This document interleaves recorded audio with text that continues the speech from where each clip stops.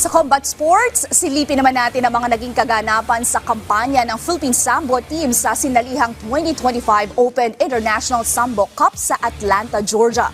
Para sa detalye, narito ang report ni teammate Paulo Salamatin.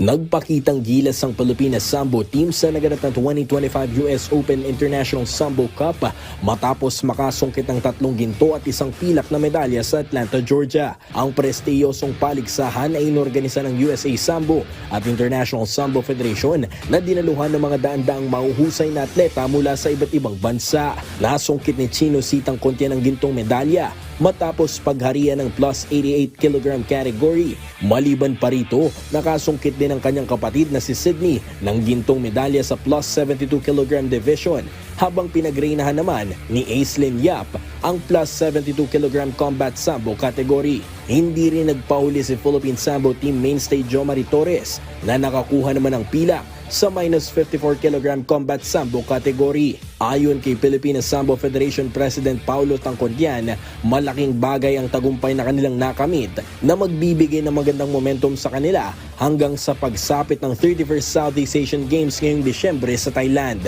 Paulo Salamatin para sa Atletang Pilipino, para sa Bagong Pilipinas.